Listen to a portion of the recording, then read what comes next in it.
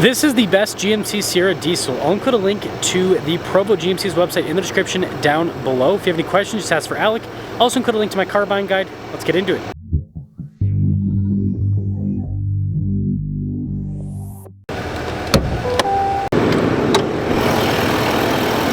Under the hood is a 6.6 liter turbo diesel V8 that goes through a 10-speed automatic. It puts out 470 horsepower and then 975 pound-feet of torque.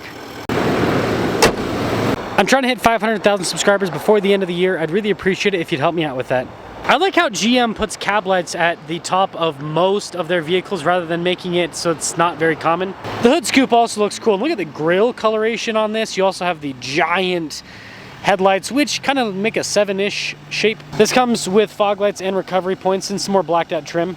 Altogether, I do think the front end is quite handsome looking. Tire wheel setup is 275 by 65 by 20. The wheels are completely blacked out. You've got all-terrain tires also. Independent front suspension. This is going to come with rain show shocks, and you got these kind of chunkier fender flares. Duramax badge there on the side, AT4 HD badge, and then this has power running boards as well as the bedside step. You also got chunky leaf springs in the back, being a 3500. The stance front to rear is pretty level with this truck, and that's the benefit of the AT4 package. When it comes to key fob features, we've got the GMC logo there on the back. We have our lock and unlock on the front, remote start, and then the tailgate drop down.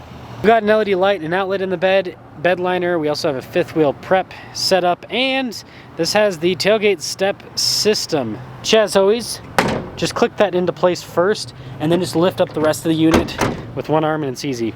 Got the 7 shape there in the back, all of the rest of the badging, and then the bumper steps too with body painted bumpers. That will cap things off for the exterior of this truck. We got a lot of muscle with this week's giveaway. The first car is a 1964 Corvette Resto Mod with a 500 horsepower small block V8, a 5-speed Tremec manual, and upgraded brakes to give you modern performance.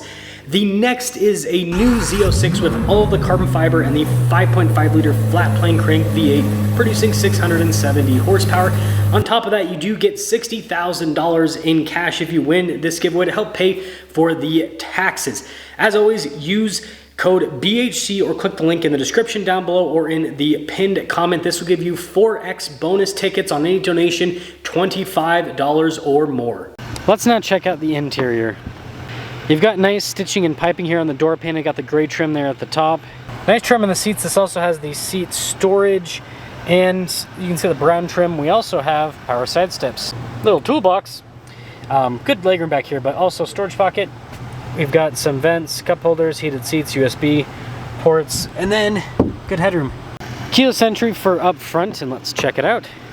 Blind spot monitoring with the mirrors. They also have the power fold in and power extend out function. This comes equipped with memory seats. Front 2 windows are automatic, and then you got more nice trim on the front door panel. 3648 for the payload capacity, 20,000 pounds for the towing. AT4 there on the headrest, and then again perforated with the center section of the seat. Power adjustments on the side with lumbar support. Heads-up display controls, and then below that we've got controls here for the lights. You also have the drive line. This is a part-time four-wheel drive system with high, low, and auto. And then you've got your drive mode and then your tow mode built into the dial below that.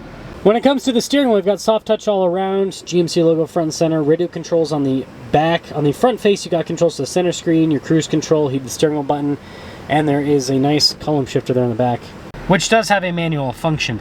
Digital gauge cluster in the very center. You can change the information that's displayed in that center part of the screen, and then it'll show you your drive mode and your drive line, and then other important bits of vehicle information at the bottom, including fuel range. 360 camera system, really good resolution with the whole camera. You can see I have a bunch of different angles too, so it's a good unit.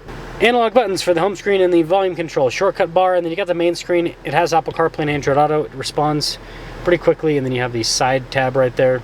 We do have analog controls for the dual zone climate, heated and ventilated seats, and then there's a bunch of buttons down below for hill descent, stability, tailgate drop down, parking sensors, lane departure, and then your diesel exhaust brake. Got some trailer brake controls here, cup holders, and then nice AT4 badge. Phone charging pad with some outlets inside and plenty of space too. And then you've got more nice trim on the glove box lids and then also across the dash too. Camera rear view mirror, we've got a power sliding rear window, and then this has a sunroof. But you know, this doesn't come cheap. $90,040 bucks. Let's see how this AT4 performs. Let's set off in this AT4 3500.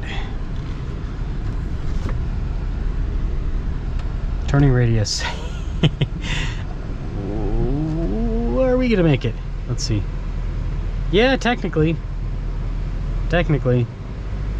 Man, it's hard to see. Like, it is. I actually let's go to small person mode with the seat. Yeah, even then, even if I put the seat super high up, the hood, I mean, it's a little bit better, but man, the dash is just so high with the hood too. It's a lot to have to see over. Okay, so actually getting up and moving here with this big burly truck. Man, I love these diesels so much. You know what, guys? I'm not old enough to run for president, but give me gosh, I think you have to be 35. I'm 28, so I guess we gotta wait like 7 years. Give me 7 years to run for president, and I'll make it so that automakers gotta put more diesels in cars. My whole campaign will be make diesels and V8s great again. I'll probably get a few votes, but not that many. But seriously, like, this is so nice. I wish that we could have this again in like passenger cars. Like, I don't know if you guys remember, but GM used to have like the diesel Cruise. That's such a cool car. Gets like 50 miles per gallon. Pretty reliable too. Yeah, it's just sad that we aren't able to take advantage of this technology as much. Stupid regulations. But at least we get it in the big trucks and the big boys. Yeah, I mean, this is everything you want in a HD. It's got comfortable seats for a GM truck. They're still firm, but for a GM truck, they're comfortable. It's got comfortable suspension for an HD, for a 3500 series truck. And it's yeah, it's nice in here. I mean, they don't do the double pane glass, but it's still pretty insulated overall.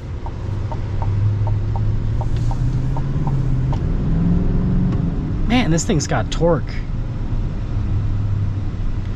It's pretty impressive, actually, when you think about it. Like, the rate at which this thing can move, it's pretty good. Pretty good. So, in summary, the AT4 has kind of always been the sweet spot for GM, and I think that continues with this truck. It's definitely, I mean, it's expensive, but all these HD diesel trucks are expensive now. All of them. And you know, if this is too expensive for you, then if you get the Trail Boss from Chevy, I mean, it's the same truck pretty much, but it doesn't look as good, but it will save you some change. So that's kind of funny. The grass is like green and then fades to, like, because it's not watered there. I hadn't noticed that before.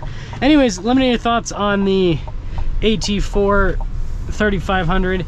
But one of the better trucks out there. It's just, like I said, it's got a big price tag.